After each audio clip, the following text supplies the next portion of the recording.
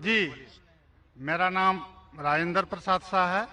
मैं अररिया जिला के कुरसाकाटा गांव का रहने वाला हूं।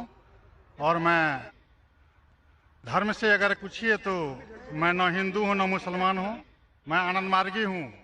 मैं भागवत धर्म को मानता हूं। इसलिए आजन मेरे मन में एक शंका है। जहां गीता कहती है धर्मस्य स्थापनार्थाय संभवामि जुगे जुगे, और मुसलमानों से सुनता हूं तो मोहम्मद इज द लास्ट पैगंबर। मेरा शक है कि परमात्मा अल्लाह की सृष्टि इनफिनाइट वेव्स में चल रहे हैं, तो इनफिनाइट समस्याएं आगे आएंगी। तो हुआ मोहम्मद द लास्ट पैगंबर। अगर ये सही है तो गीता का यह, कृष्ण का यह घोषणा संभवामि जुगे जुगे क्या गलत है? भाई साहब ने एक अच्छा सवाल पूछा है। उन्होंने हवाले था भगवत गीता का, जिसमें कृष्ण कहते हैं, उन्होंने कहा, संस्कृत में तर्जुमा नहीं किया। श्री कृष्ण कहते हैं कि जब भी इस धरती पे जुल्म होगा तो उस वक्त भगवान एक पैगंबर को भेजेंगे और हर दौर में एक पैगंबर आएगा। संभवान योगी हो गए, हर युग में आएगा। तो भाई का सवाल है, क्या कृष्ण गलत है? आप मुसलमान क्यों कहते हैं कि मोहम्मद सल्लल्लाहु अलैहि वसल्लम आखिरी पैगंबर है? भाई साहब, सबसे पहले हम कहते हैं मोहम्मद सल्लल्लाहु अलैहि वसल्लम आखिरी पैगंबर है क्योंकि यह कहा गया कुरान मजीद में, सूरे आज़ाब में, सूरा नंबर 33 आयत नंबर 40 में कहा गया, मा काना मोहम्मदुन अबा अहदिम मिन रिजालिकुम वलाकि रसूलुल्लाह व खातिमुन नबीन व काना अल्लाहु बिकुल्लि शैइन अलीमा। कि मोहम्मद सल्लल्लाहु अलैहि वसल्लम आप लोगों में से किसी के वालिद नहीं हैं, लेकिन खातिमुन नबीन है, आखिरी नबी है। क्योंकि कुरान मजीद में कहा गया है कि मोहम्मद सल्लल्लाहु अलैहि वसल्लम आखिरी नबी है, हम इस पे यकीन रखते हैं। जहां तक कि आपने कहा श्री कृष्ण, मैं श्री कृष्ण की बात को मानता हूं कि जब भी इस धरती पे गलत काम होंगे उस वक्त खुदा एक पैगंबर को भेजते और हर दौर में एक पैगंबर भेजेंगे। बिल्कुल गलत नहीं है, आपको समझने में गलती हुई। क्योंकि जब आप पढ़ेंगे भगवत गीता, भगवत गीता को कहा गया है कि ये वेद का निचोड़ है। It is the nectar of the Veda, Veda का निचोड़ है। और जब आगे आप पढ़ेंगे, लिखा हुआ कल की पुराना में, कल की पुराना में लिखा है, कल की पुराना चैप्टर नंबर 2 श्लोक नंबर 5, 7, 11, 15 में लिखा है कि एक कल की अवतार आएंगे जो कल युग में आएंगे, और कल युग आखिरी युग होगा, और ये कल की अवतार लोगों को सही रास्ता दिखाएंगे। और ये कल की अवतार के वालिद का नाम है विष्णु यास, मतलब भगवान का नौकर। अरबी में अब्दुल्ला, जो नाम थे मोहम्मद सल्लल्लाहु अलैहि वसल्लम के वालिद का। उनके वालिदा का नाम होगा सुमति। सुमति मतलब अमन, शांति। अरबी में होगा आमिना, जो नाम था मोहम्मद सल्लल्लाहु अलैहि वसल्लम के वालिदा का नाम। वो पैदा होंगे अमन के शहर में जो है मक्का। वो पैदा होंगे ऐसे खानदान में जो उस शहर के चीफ होंगे। हम जानते हैं मोहम्मद सल्लल्लाहु अलैहि वसल्लम कुरैश खानदान में पैदा हुए। उनके 4 करीब दोस्त होंगे। हम जानते हो 4 खुलफा राशिदीन हैं, हजरत अबू बकर, हजरत उमर, हजरत उस्मान, हजरत अली रज़ियल्लाहु अन्हु। अल्लाह सुब्हानहू व तआला की रहमत सब पे हो। उनको सबसे पहली वही मिलेंगी एक गार में, एक केव में। हम जानते हैं मोहम्मद सल्लल्लाहु अलैहि वसल्लम को सबसे पहले वही मिली गारे हिला में। उनको रात के वक्त सबसे पहले वही आएंगी। वो he will migrate northwards and come back. और मोहम्मद सल्लल्लाहु अलैहि वसल्लम मदीना में हिजरत की और फिर से वापस मक्का लौटे। ये सारी निशानियां जो लिखी है कल के अवतार के बारे में, वो हूबहू उतरती है मोहम्मद सल्लल्लाहु अलैहि वसल्लम पे। हर युग में एक अवतार आएगा, आखिरी युग होगा कल युग। ये कल युग है भाई साहब, ये कल युग है। और कल युग के आखिरी अवतार है कल के अवतार, जिसका नाम कुरान मजीद में लिखा गया है मोहम्मद सल्लल्लाहु अलैहि वसल्लम। तो ये जो आपकी भगवत गीता में लिखा है, मेरे हिसाब से सही लिखा हुआ है कि हर युग में एक अवतार आएगा। और आखिरी युग है लिखा हुआ है कल की पुराना में, वो कल युग है। और कल युग क्या अवतार है? कल की अवतार।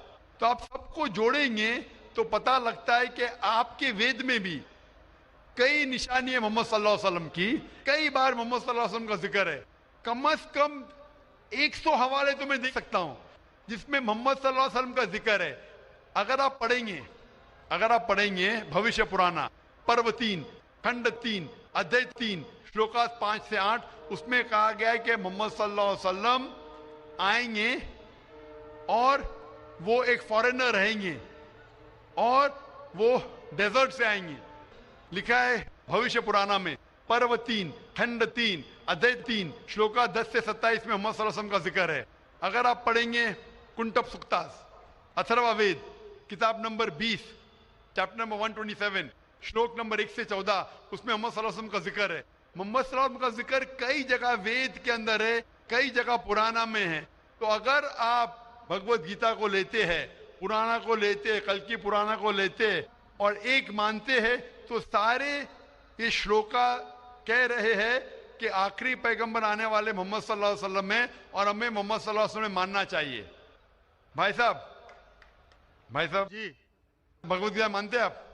देखिए, मैं मानता किसी को नहीं हूँ। मैं तर्क के बौद्धिक स्तर पर जो मेरा लॉजिक एक्सेप्ट करता है उसी को मैं मानता हूँ। लेकिन आपने भगवत गीता का हवाला दिए क्या? नहीं, मानना का मतलब वो आंख बंद कर मानना, मैं आंख खोल कर मानता हूँ। तो आंख खोल के आप मानते क्या नहीं भगवत गीता को? बिल्कुल मानता हूँ। जो तो मानने भगवत लायक गीता मानता में लिखा है जो आने वाले आखिरी अवतार जो पुराण कल की पुराना में लिखा हुआ है, कल के अवतार, उसमें मानते आप? देखिए, पुराण की बात नहीं कर सकूंगा क्योंकि कुरान की बात नहीं, पुराना कल की पुराना पुराण में मैं कर रहा हूँ क्योंकि पुराण हाँ। पुराण के बारे में पुराणकार का जो कहना है कि अष्टादश व्यासस वचनम द्वे पापाय पर पीड़नम पुण्याय पर हितनम। इसी तरह का है कि 18 पुराण का उद्देश्य है कि दूसरे को कष्ट देना पाप है और दूसरे का भलाई करना पुण्य है। मैंने कब बोला कि दूसरे को कष्ट दो और दूसरे के भलाई मत करो? मैं कह रहा हूँ इस आधार पर मैं कुरान में लिखे लगा दूसरे को कष्ट दो, कुरान में भी लिखे दूसरे को कष्ट मत दो, कुरान में भी लिखे दूसरे की मदद करो। तो इसके ऊपर बहस नहीं हो रही है, बहस हो रही है कल की पुराना पे, कल के अवतार पे। आप आखिरी पैगंबर में मानते हैं क्या नहीं, ये मैं पूछ रहा हूँ। मुझे कल की पुराण का अध्ययन नहीं है, कल की पुराण का अध्ययन नहीं है डॉक्टर साहब, मुझे कल की पुराण का अध्ययन नहीं है। तो आप अगर बुद्धि के ऊपर आप मानते हैं तो मेरी ये आपसे इल्तिजा रहेंगी कि कल की पुराना पढ़ो और ये जांच पड़ताल करो कि कल के अवतार कौन है और कल के अवतार की तहकीक करो। आप इंशाअल्लाह मोहम्मद सल्लल्लाहु अलैहि वसल्लम में मानेंगे। तो मेरी आपसे इल्तिजा है कि आप इस पे तहकीक करो कि आखिरी अवतार कौन है और इंशाअल्लाह आपको हिदायत देंगे अल्लाह ताला। डॉक्टर साहब, एक रिक्वेस्ट है आपसे, मेरे एक भाई को दूसरा सवाल पूछने के लिए दिया, एक छोटा सा सवाल पूछ सकता हूँ? एक छोटा, वेरी वेरी वेरी कीजिए। मुसलमान लोगों को जब कोई हिंदू मिलता है तो बोलते हैं उसको आदाबर, लेकिन किसी मुसलमान को बोलते हैं अस्सलाम वालेकुम। मुझे लगता है कि एक मुसलमान हिंदू और मुसलमान के बीच भेदभाव करता है, कृपया आप स्पष्ट कीजिए इसको। भाई साहब का सवाल है कि अगर कोई मुसलमान हिंदू से मिलता है तो आदाब अर्ज करता है, अगर कोई मुसलमान से मिलता है तो अस्सलाम वालेकुम कहता है, तो हिंदू मुसलमान में भेदभाव क्यों? भाई साहब, हिंदू मुसलमान में भेदभाव तो रहेगा, मैं आपके सवाल का जवाब दूंगा, क्योंकि हिंदू हिंदू है, मुस्लिम मुस्लिम है, लेकिन एक दूसरे का साथ देना चाहिए और एक दूसरे को समझना चाहिए। पहले भाई साहब इसने सवाल किया था, उन्होंने मुझे आदाब कहा तो मैंने उनसे कहा अस्सलाम वालेकुम, कहा कि नहीं? जी जी जी, कहा ना। हिंदू ने मुझसे क्या कि आदाब कहा कि नहीं? मैंने उनसे सलाम कहा कि नहीं? जी मैं गौर किया था। गौर किया, माशाअल्लाह। लेकिन तो गौर किया तो कहा क्यों नहीं कि आपने ऐसा नहीं कहा? वो हिंदू भाई ने मुझे आदाब कहा। डॉक्टर साहब, जी हाँ, you are not only one Musliman, I see lakhs of Musliman, but this quality find only in you. Only in me, माशाअल्लाह, only in you. भाई साहब कह रहे हैं कि वो खुद मुसलमान को जानते, सिर्फ मुझ में देखा कि मैंने सलाम कहा। जी, इसकी वजह यह है क्योंकि उलमा में इख्तिलाफ है कि आप गैर मुसलमान को सलाम कर सकते हैं क्या नहीं। पहला ये जान ले अस्सलामु अलैकुम की मानी क्या है। अस्सलामु अलैकुम की मानी है कि आप पे सलामती हो।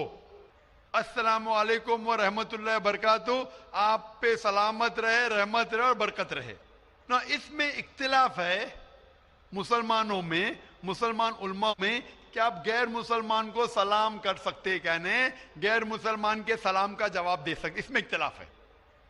क्योंकि एक हदीस है जिसमें अल्लाह के रसूल फरमाते हैं, क्योंकि एक हदीस है जिसके अंदर यहूद लोग मुसलमान को कहते अस्सलाम वालेकुम। अस्सलाम वालेकुम का मानी आप पे मौत हो, साम के मानी मौत, अस्सलाम वालेकुम आप पे मौत हो। तो अल्लाह के रसूल ने फरमाया आपको अलैकुम उन पे भी। तो ये हदीस है, सही हदीस है।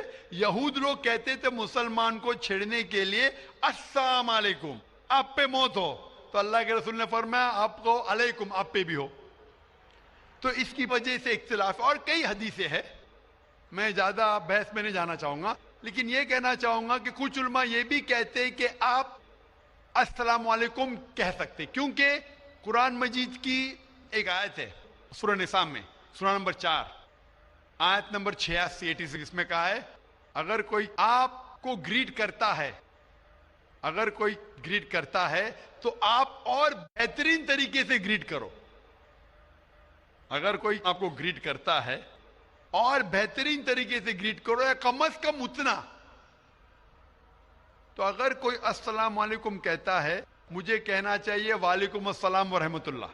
अगर कोई कहता है अस्सलाम वालेकुम व रहमतुल्लाह, मुझे कहना चाहिए वालेकुम अस्सलाम व रहमतुल्लाह बरकातहू, या कम से कम उतना, ये जरूरी है। तो इसीलिए अगर कोई मुसलमान मुझसे आदाब करे तो आदाब से बेहतर क्या है, अस्सलाम वालेकुम। और अल्लाह के रसूल के लिए कहा गया, मोहम्मद सल्लल्लाहु अलैहि वसल्लम के लिए अल्लाह फरमाते हैं, जो मैंने तकरीर में बयान किया सूरह अंबिया में सूरह नंबर 21 आयत नंबर 107 में, वमा अरसलना का इल्ला रहमतुल आलमीन, कि हमने मोहम्मद सल्लल्लाहु अलैहि वसल्लम को नहीं भेजा लेकिन रहमत बना के सारे इंसानों के लिए, सारे आलम के लिए। तो जब मोहम्मद सल्लल्लाहु अलैहि वसल्लम सारे इंसानों के लिए रहमत बन सकते, तो क्या मैं अस्सलाम वालेकुम रहमतुल्लाह नहीं कह सकता हूं? तो इस बुनियाद पे उल्मा का इख्तिलाफ है कि अस्सलाम कह सकते हैं। कहने मैं उन उल्मा में मानता हूं जो कहते हैं कि आप गैर मुसलमान को सलाम कह सकते और जवाब भी बेहतरीन दे सकते। इसीलिए जब भाई साहब ने कहा आदाब, तो मैंने कहा अस्सलाम वालेकुम, कि मेरे हिसाब से अस्सलाम वालेकुम और बेहतर है, आदाब से बेहतर है अस्सलाम वालेकुम, कि आप पे सलामती हो, रहमत हो और बरकत हो। तो भाई साहब मेरे नजदीक गैर मुसलमान के लिए सलामती चाहना अच्छी चीज है, और इसीलिए मैं आपके लिए सलामत चाहता हूं भाई साहब। भाई साहब ये lot of thanks to you sir. मैं सलामत चाहता हूं, और लेकिन सिर्फ मुंह से नहीं, मैं चाहता हूं अमल से आप सलामती पाओ। इसीलिए मैं कहता हूं कि तहकीक करो कल के अवतार के बारे में, आखिरी पैगंबर के बारे में, मोहम्मद सल्लल्लाहु अलैहि वसल्लम के बारे में, तो आपको सलामती इस दुनिया में रहेंगे और आखिरत में भी इंशाअल्लाह।